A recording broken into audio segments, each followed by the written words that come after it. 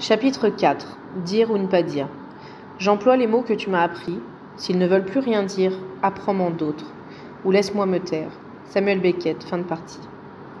Quel est le juste dosage de la plainte ? Correspondrait-il à un savant équilibre entre dire ce que l'autre peut entendre et garder pour soi ce qui le perturberait trop ? Comment repérer la teneur de ce qui est dissible et la limite avec ce qui ne l'est plus ?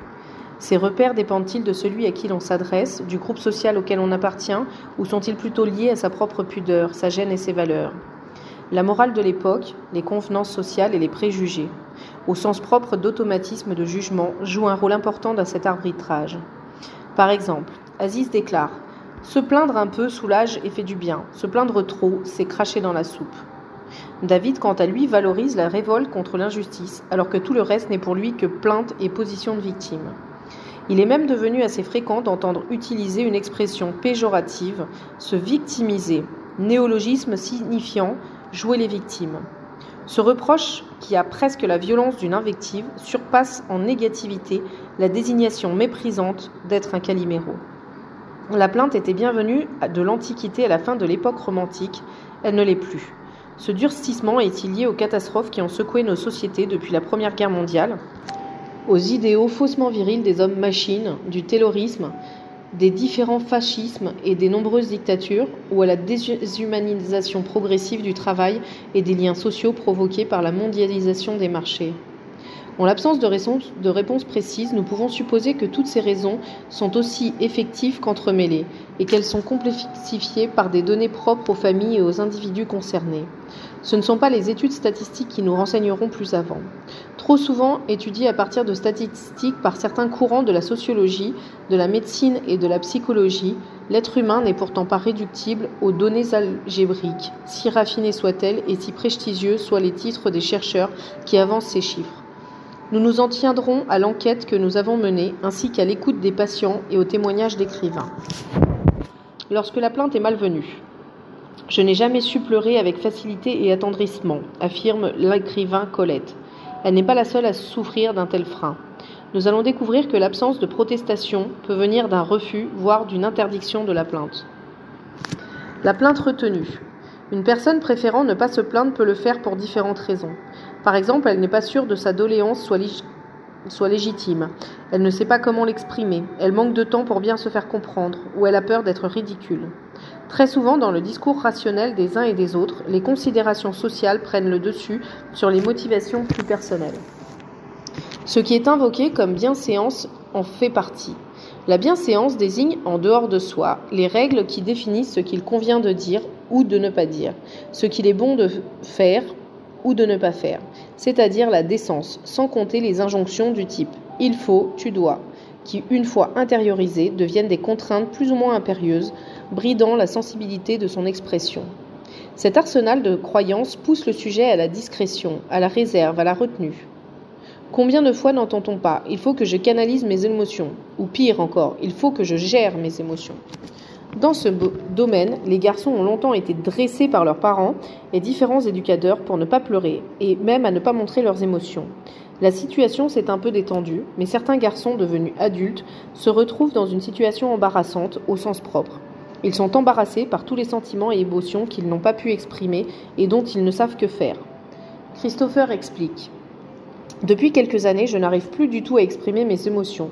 Je suis bloquée, à tel point que les émotions des autres me gênent ou me font peur. Je fais tout pour les éviter. Je change de conversation, je chante, je ris, je me moque, ou je reste de marbre. Lorsque j'étais enfant, mon père nous laissait exprimer tout ce que nous ressentions. Il nous laissait pleurer, puis parlait avec nous et nous consolait.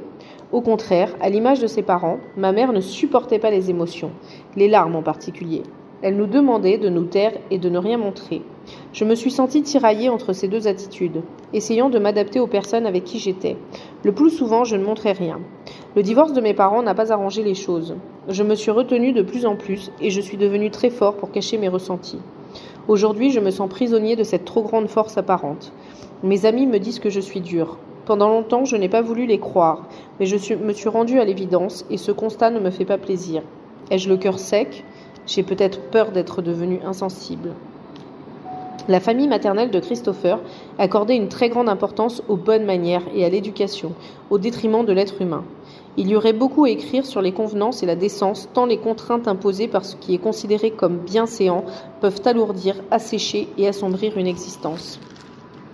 On parle ainsi de contenance, cette manière de se tenir et de se comporter de façon mesurée en société. Le dictionnaire mentionne une attitude extérieure manifestant une manière d'être voulue, propre à une personne qui se surveille devant autrui. C'est dire le peu de naturel qu'un tel comportement implique dans la réalité quotidienne. L'idée que les gens du monde, supposés bien élevés, ne se plaignent pas, ni des autres ni de leurs propres maux, est encore assez répandue, du fait d'une forme de crédulité empêchant l'examen critique. Marcel Proust s'en amuse, en brouillant les pistes pour montrer à quel point les croyances sociales ne reposent sur aucune vérité.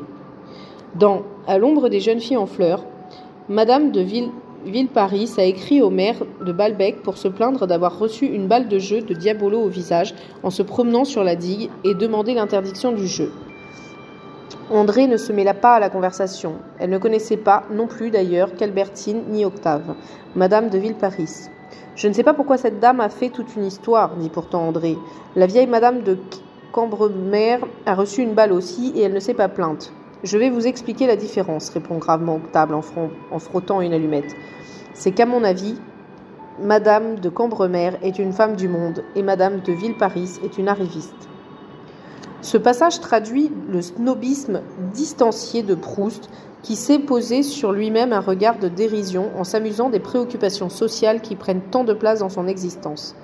L'avis d'Octave en faveur de l'aristocrate qui ne s'est pas plainte révèle aussi de façon plaisante une sorte de variante mondaine du stoïcisme. La plainte tue. Taire toute plainte correspond à l'idéal stoïcien. Le stoïcisme, notamment représenté par Épictète, dont le manuel est resté célèbre, prône l'atarexie pour se défaire des passions. L'ataraxie désigne l'état de paix que procure l'absence d'émotion. Ce terme grec, construit à partir du préfixe a privatif que l'on trouve par exemple dans apathie, aboulie, etc., signifie la privation d'émotion. Taraxie, trouble, perturbation, émotion. Pour les stoïciens, le bonheur se trouvait justement dans cette absence de trouble. Selon eux, un tel état n'avait rien de vraiment négatif puisqu'il procurait une forme de béatitude. Pour les philosophes, il s'agit donc d'une forme de profonde tranquillité et d'impassibilité de l'âme, obtenue par la maîtrise de soi. Une telle quiétude absolue de l'âme correspond à un idéal de sagesse, autant chez les épicuriens que chez les stoïciens. Sénèque écrit « Le lâche qui se plaint, qui pleure, qui gémit, n'en est pas moins ramené au devoir. Or, quelle démence de se faire traîner plutôt que de suivre. Non moindre en vérité est la sottise de ces gens oublieux de leurs conditions, qui s'affligent s'il leur arrive quelque chose de pénible, qui s'étonnent, qui s'indignent à l'une de ces disgrâces communes aux bons et aux méchants. Je veux dire les maladies, les morts, les infirmités et les 1000 traverses auxquelles la vie de l'homme est en but. Tout ce que la constitution de l'univers nous impose de souffrance, acceptons-le intrépidement. Voici une définition claire et précise de l'attitude placide, renonçant à toute plainte, adoptée et défendue par les stoïciens. En regard de cette conception, récriminer ou réclamer est particulièrement malvenu, donc évité. Quelquefois d'une façon moins philosophique, mais plus morale que mondaine, les lamentations peuvent être mal considérées. Ainsi, André Gide est irrité ou révolté par la plainte continuelle des jeunes écrivains privilégiés qu'il estime dépourvus de véritables motifs de plainte. Le 2 janvier 1928, il écrit dans son journal « Immensité de la misère humaine, en regard de quoi l'indifférence de certains riches ou leur égoïsme me devient de plus en plus incompréhensible. La préoccupation de soi-même, de son confort, de ses aises, de son salut, marque une absence de charité qui me devient toujours plus dégoûtante.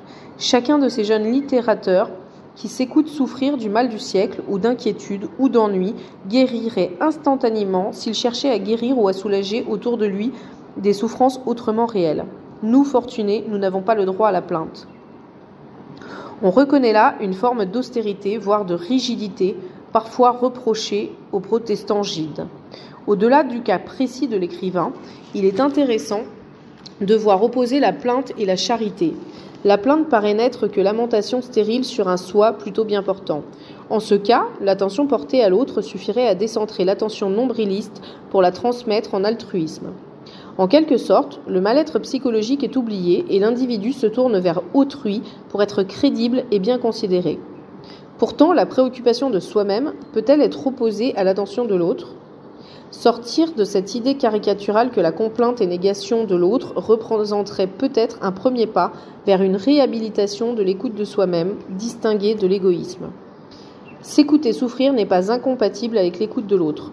Bien se connaître permet de développer sa sensibilité aux souffrances de nos semblables. Selon le même schéma, de nombreux patients n'osent pas exprimer une injustice ou plus largement une souffrance du fait que d'autres ont connu des iniquités plus graves ou souffrent plus qu'eux-mêmes. Ce raisonnement risque néanmoins d'être limitant. Il empêche de prendre conscience des événements qui nous ont marqués et dont l'empreinte peut se révéler encore active en nous. Face à ce type de dénégation et à leur justification, le praticien peut sentir qu'il est nécessaire de poser une question pour que les injustices du passé puissent enfin être nommées. Mehdi explique. Je me souviens de l'injustice que je ressentais lors des disputes récurrentes, parfois violentes, entre mes parents. J'aurais aimé avoir des parents plus présents, qui s'entendent mieux. Je me souviens clairement d'avoir pensé « je n'ai rien à voir là-dedans, ce sont leurs histoires, pas les miennes ». Cette expérience a fait naître en moi l'envie d'être ailleurs. Les disputes de mes parents m'enfermaient dans un présent que je ne méritais pas. Je pensais qu'elles devaient rester à l'extérieur de moi. Le fait que mes parents m'impliquent dans cette partie très intime de leur vie de couple me révoltait. Cette révolte est le signe même de l'injustice. Elle n'est libératrice que si elle est exprimée. Si ce n'est pas le cas, elle engendre une colère rentrée, une rage contenue, souvent prête à exploser, comme pour Mehdi, dans ces moments où il devenait violent lorsqu'il était contrarié ou qu'il grognait sans raison contre son entourage. La révolte contre l'injustice, lorsqu'elle n'est pas affirmée, peut aussi donner naissance à la honte. Mehdi poursuit. Une autre injustice dont je me souviens est la remise d'un devoir de français, une dissertation sur un thème de la corrida. Je trouvais ma professeure de français très jolie et j'étais probablement un peu amoureux d'elle. J'avais 13 ou 14 ans. C'était un devoir à faire à la maison. Je pense que dans l'enthousiasme, j'ai passé une bonne partie du week-end à le rédiger. Quand elle me l'a rendu, ma copie portait la note de 2 sur 20, avec un commentaire au sujet du papier et de l'encre. Lorsque je lui ai demandé pourquoi ma note était aussi mauvaise, elle m'a répondu que je ne pouvais pas être l'auteur du devoir, du fait de la qualité de l'écriture, de la maturité des arguments exposés, etc. J'aurais pu me sentir flattée, mais j'en retiens aujourd'hui encore une sensation de honte. J'ai eu honte de passer aux yeux de mes camarades pour un tricheur, plus encore que ses yeux à elle. Elle se trompait et j'ai été très déçue par cette femme et aussi effrayée car dans cette faute se trouvait le germe d'une forme de dictature. Tout le long de ma scolarité, j'ai travaillé pour. Je faisais un effort particulier dans les matières dont le professeur me plaisait, notamment si celui-ci était une femme. Pourquoi l'enfant ne dit-il rien dans une situation d'injustice aussi criante que celle-ci ? Pour quelle raison ne peut-il pas affirmer la vérité et la soutenir ? Bien souvent, il n'ose pas se révolter parce que ses précédentes révoltes n'ont trouvé ni accueil ni compréhension. Elles se sont heurtées à l'indifférence des adultes. L'injustice reste alors ancrée en lui, parfois même avec une forte honte, comme celle qui a pesé sur Mehdi pendant des années.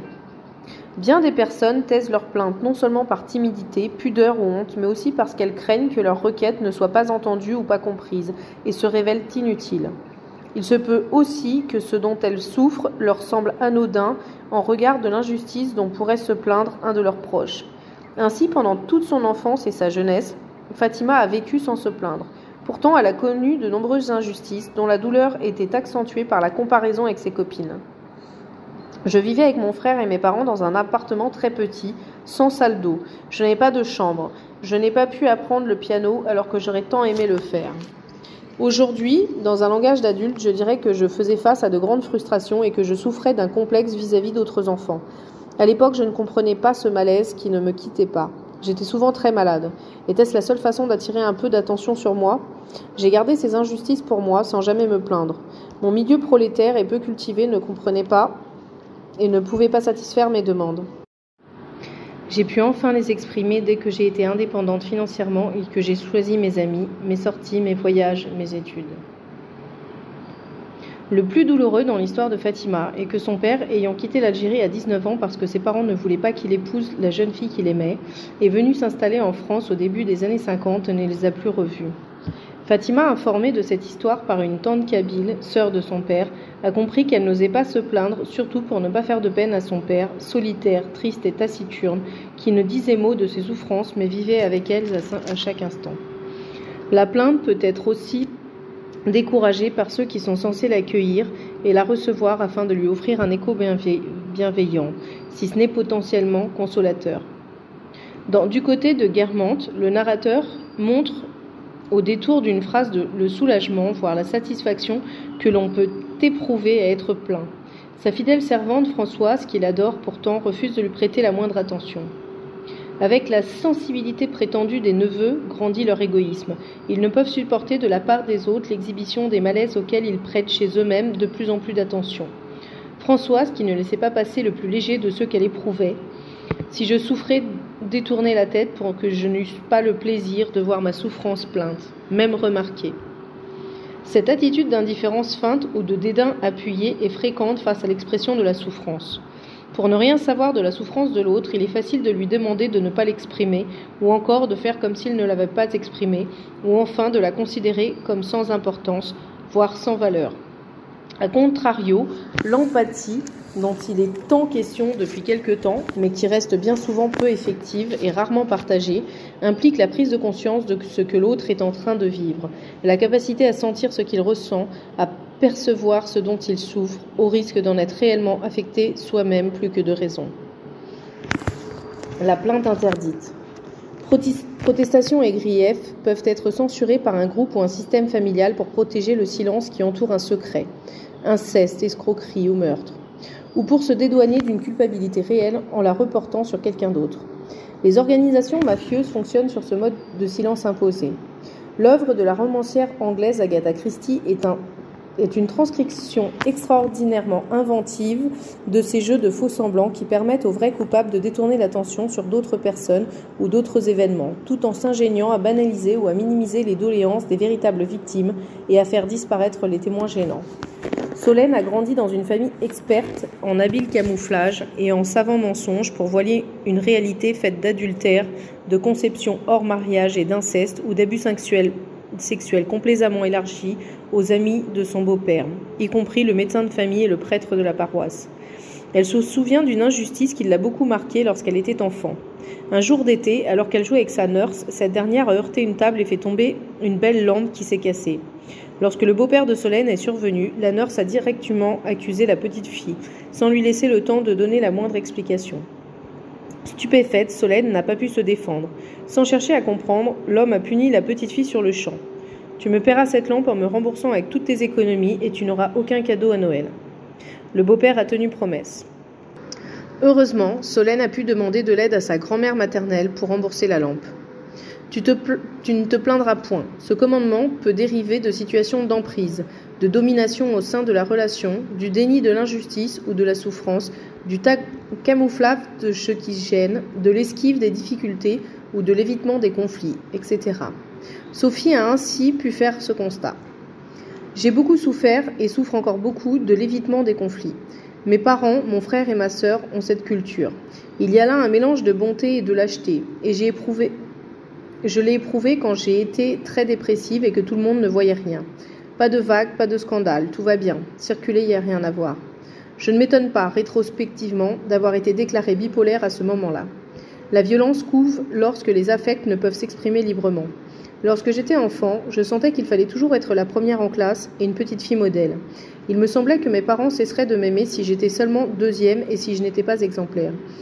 Le résultat est que j'ai certes respecté le programme de l'exemplarité, mais qu'en parallèle, la façade lisse craquait régulièrement. Anorexie, scarification, conduite sexuelle erratique, etc. Le système de la cocotte minute, en somme. Il est très surprenant que ma famille n'ait jamais réagi de manière forte et tendre à la fois, en cherchant à comprendre mes problèmes et en m'aidant à les résoudre. On continuait à ne pas voir. Mes provocations, qui étaient un appel à l'amour, passaient inaperçues. Sophie a développé une violence verbale et même physique, parfois en réponse à ses paroles lénifiantes, à ses natures aussi irréprochables qu'intouchables. Elle aurait aimé avoir une famille moins parfaite, mais surtout moins pudique et plus chaleureuse. Tout cela pour dire que la grande coupable, selon moi, dans le drame consécutif à la mort du petit frère de ma mère, fut cette pudeur qui fait que l'on n'évoque pas ce qui fait mal, ce qui fâche, ce qui n'est pas dans la norme. Cela s'est réitéré d'ailleurs. Ma sœur s'est mariée à 20 ans. Son mari en avait 22. Il est mort d'un cancer 1 an après. J'avais alors 9 ans. Je me souviens de la pesanteur du silence autour de cet autre événement tragique. Mes parents cessèrent de parler de lui, pensant que cela raviverait la douleur de ma sœur. Ma sœur n'en a plus parlé non plus, mais elle est rentrée dans les ordres. Autre manière de faire silence. Manière pas très efficace d'ailleurs, puisqu'elle en est sortie 20 ans plus tard. Il y aurait beaucoup à dire sur toutes ces douleurs qui ne peuvent pas être formulées, sur toutes ces violences qui ne se voient pas, ne s'entendent pas, et rongent les familles tellement normales, apparemment douces et affectueuses. L'interdiction de la plainte peut également provenir de situations sociales défavorables à la liberté d'expression, au sein desquelles la croyance en une hiérarchie bride la parole de certains, considérés comme inférieurs, au profit d'autres, tenus pour supérieurs. Dans le journal d'une femme de chambre, Octave Mirbeau évoque de façon très naturaliste les dessous et les travers dissimulés des maîtres. Un passage du récit trahit une plainte tue sous la forme d'un constat désabusé, d'une dénonciation des apparences et d'une évocation réaliste de la solitude ancillaire. Je ne suis pas vieille, pourtant, mais j'en ai vu des choses de près. J'en ai vu des gens tout nus, et j'ai reniflé l'odeur de leur linge, de leur peau, de leur âme. Malgré les parfums, ça ne sent pas bon. Tout ce qu'un intérieur respecté, tout ce qu'une famille honnête peut cacher de saleté, de vices honteux, de crimes bas, sous les apparences de la vertu. Ah, je connais ça. Ils ont beau être riches, avoir des frustres de soie et de velours, des meubles dorés. Ils ont beau se laver dans des machins d'argent et faire de la piaffe, je les connais. Ce n'est pas propre, et leur corps est plus dégoûtant que ne l'était le lit de ma mère. Cette plainte par devers soi manifeste la grande solitude des domestiques, la révolte terrible qui couve et qu'il faut taire, un sentiment d'injustice impossible à formuler. Ah, qu'une pauvre domestique est à plaindre et comme elle est seule. Elle peut habiter des maisons nombreuses, joyeuses, bruyantes, comme elle est seule toujours. La solitude, ce n'est pas de vivre seule, c'est de vivre chez les autres, chez des gens qui ne s'intéressent pas à vous, pour qui vous comptez moins qu'un chien, gavé de pâté, ou qu'une fleur, soigné comme un enfant de riche, des gens dont vous n'avez que les défroques inutiles ou les restes gâtés. Vous pouvez manger cette poire, elle est pourrie. Finissez ce poulet à la cuisine, il sent mauvais. Combien le mépris et la dévalorisation subis en silence provoquent les blessures de l'injustice. La domination triomphe à rabaisser encore plus celui qui est censé être déjà inférieur. Les relations humaines semblent résumées à des questions de niveau, plus encore que le fait de se voir ravaler au statut quasi animal. C'est l'impossibilité de la plainte qui engendre une violence d'autant plus forte qu'elle est réprimée. Chaque mot vous méprise, chaque geste vous ravale plus bas qu'une bête. Et il ne faut rien dire, il faut sourire et remercier, sous peine de passer pour une ingrate ou un mauvais cœur. Quelquefois, en coiffant mes maîtresses, j'ai eu l'envie folle de leur déchirer la nuque, de leur fouiller les seins avec mes ongles. Heureusement qu'on n'a pas toujours ces idées noires. On s'étourdit, on s'arrange pour rigoler de son mieux entre soi. Toute la force d'un écrivain engagé comme Mirbeau réside dans cette capacité à peindre un tableau si vrai, bien que noir, de la réalité complexe des relations humaines, violemment chargées d'affects tus, sous leurs doubles aspects psychologiques et sociologiques. Le miroir de la plainte. En fait, la plainte, qu'elle soit exprimée ou réprimée, est un miroir social valorisant en ce qu'elle vient prouver l'héroïsme de celui qui la profère ou qui la réfrène selon les cas. Elle est surtout un miroir pour l'âme, pour le sujet face à lui-même, qui peut faire preuve de compassion et de compréhension à son propre égard, tout en prenant la mesure de ce dont il souffre. Se plaindre de soi ou se plaindre soi-même.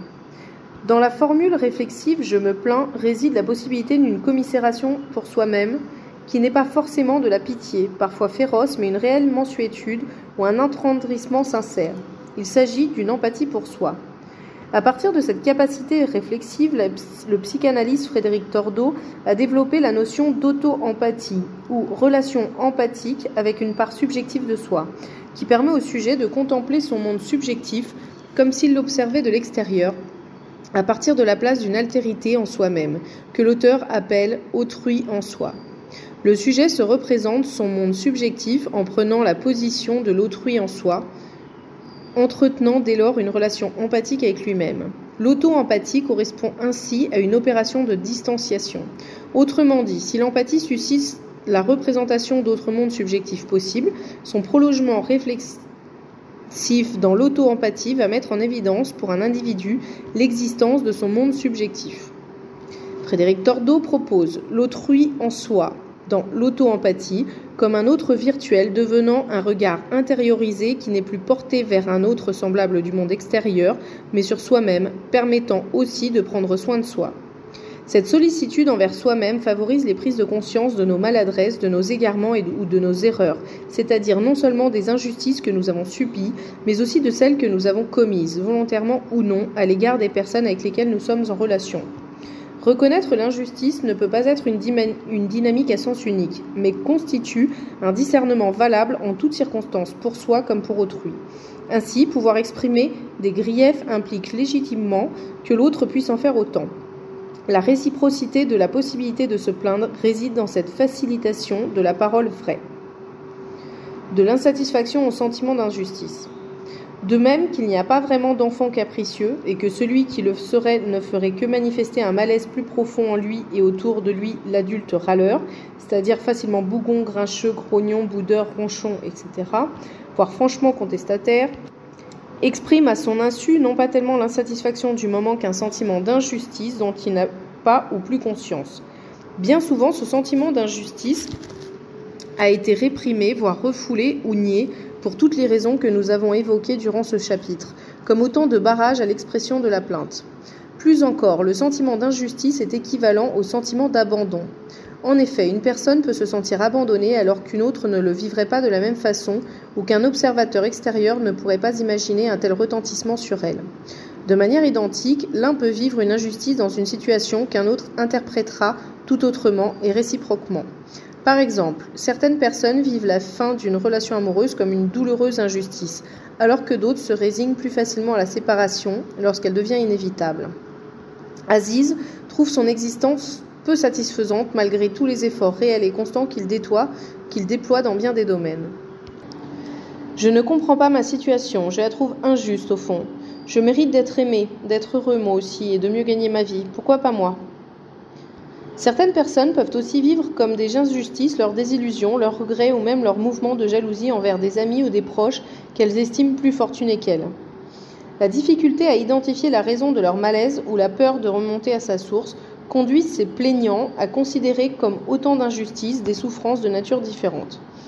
Laurence vit clairement comme une injustice l'impasse relationnelle dans laquelle elle se trouve depuis 1 an avec son mari. Raoul prend ses distances avec moi, alors que c'est moi qui voulais prendre des distances avec lui depuis plusieurs mois déjà.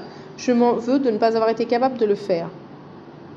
La plainte enfin exprimée par Laurence lors d'une séance l'aide à prendre conscience de la colère qui gronde et s'accumule en elle, ainsi que de la violence destructrice qu'elle a tendance à agir contre elle-même en se dépréciant.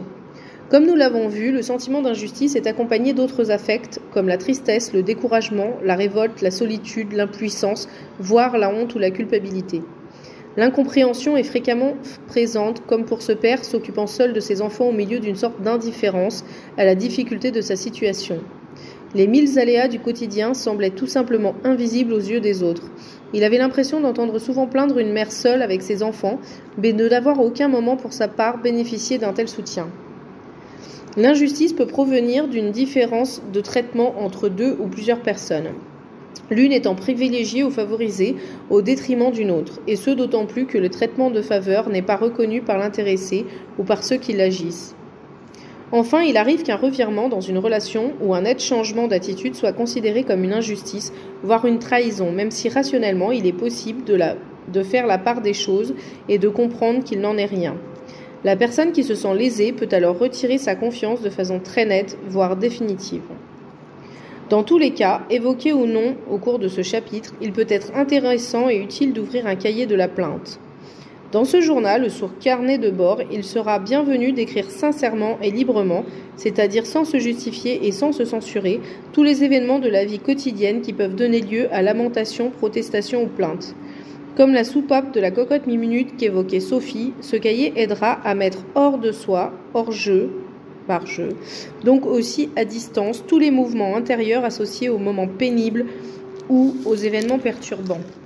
Nous n'avons pas encore étendu nos explorations aux personnes qui utilisent l'injustice ou la plainte pour exercer une influence, volontaire ou involontaire, sur autrui. Nous allons nous y employer maintenant.